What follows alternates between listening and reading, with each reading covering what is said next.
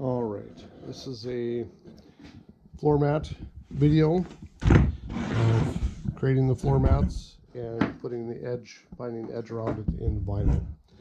Okay, this is a cut pile, limo style, very dense, very thick. These are my good floor mats for the 50 Lincoln.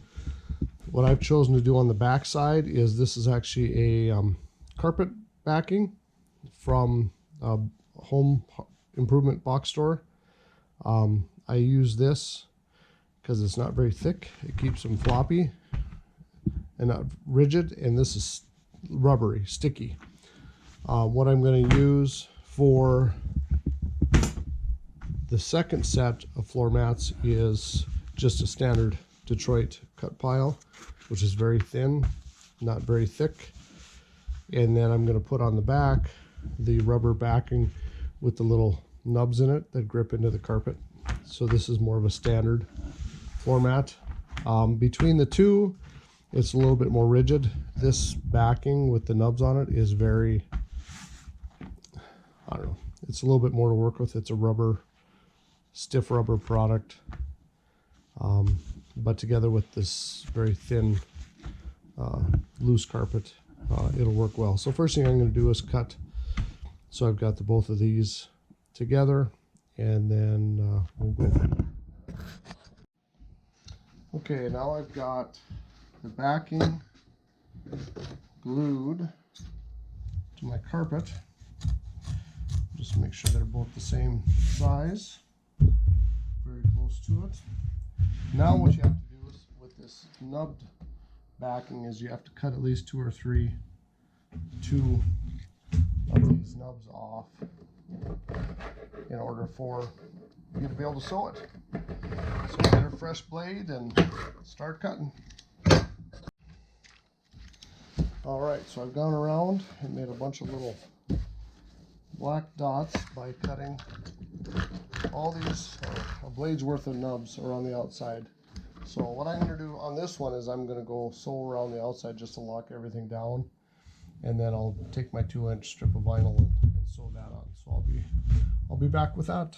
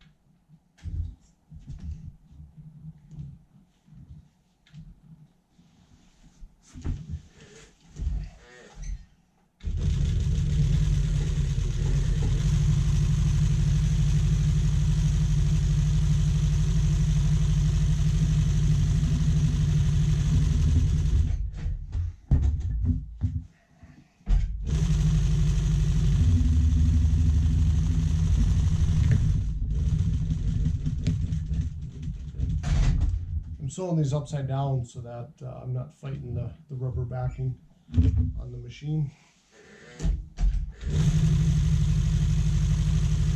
It isn't too sticky, but it's still something.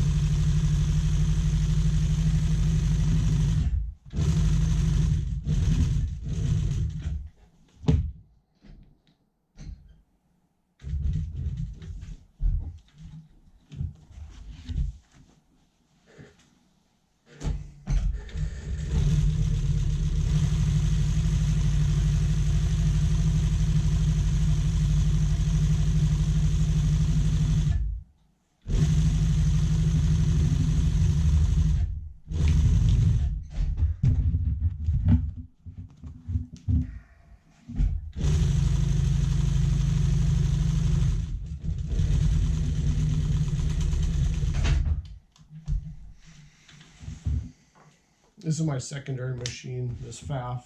I use this one just to do kind of rough edges like this. I usually keep black on black thread in it. So anything that I need that I'm going to do that I need appearance for, I use the Adler on the other, and that is as high as the bench. This one can move around a little bit, and I've got to watch for anything that's too long. So now this is edged. So now I'll cut my 2-inch vinyl strips and start to sew those on. Okay, so first thing I'm going to do is sew the two ends, the short ends, and I'll do that depending on how big of a loop I want here. That'll dictate how far back I sew this.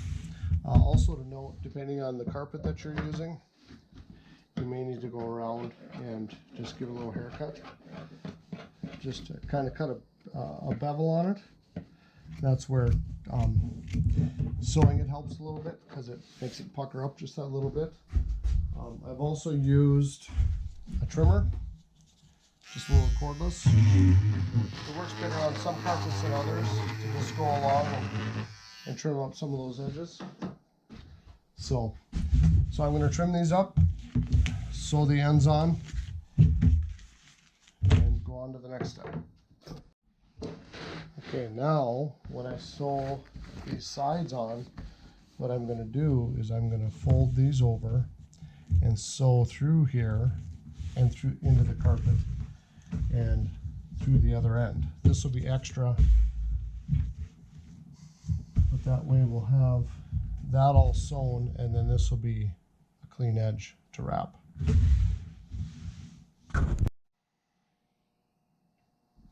Okay, well, I've got this mat ready.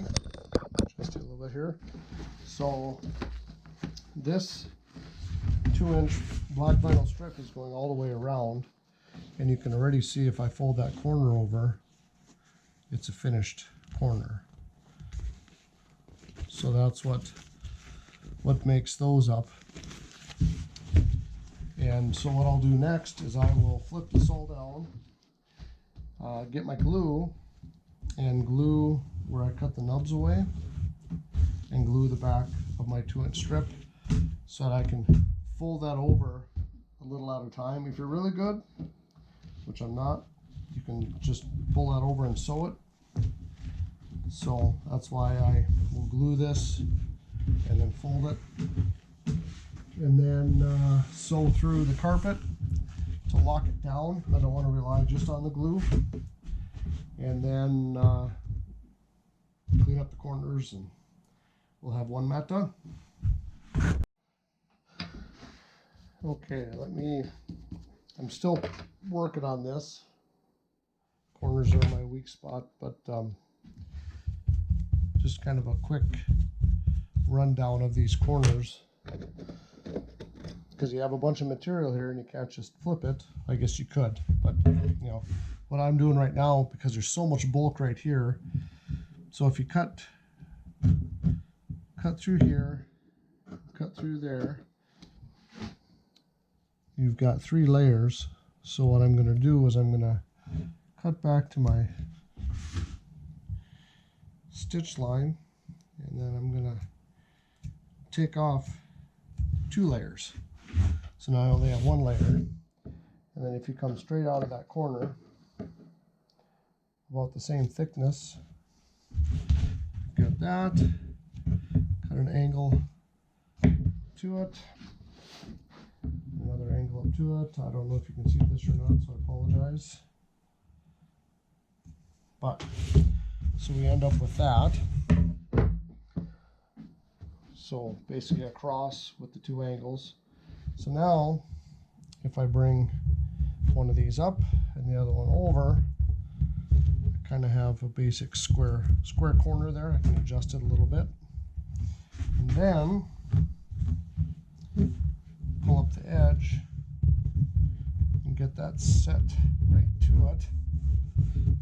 And the same with coming the other direction. You may have to add more glue on the corner just because you're adding layers. But if you work that corner it ends up being roughly like that. So you have the one cord that way and the one cord that way. And again, with a little bit of working the edge. So that's how I've been doing those corners. But I'm always looking for different ways. So I may try a different way next time. But it seems to be working okay.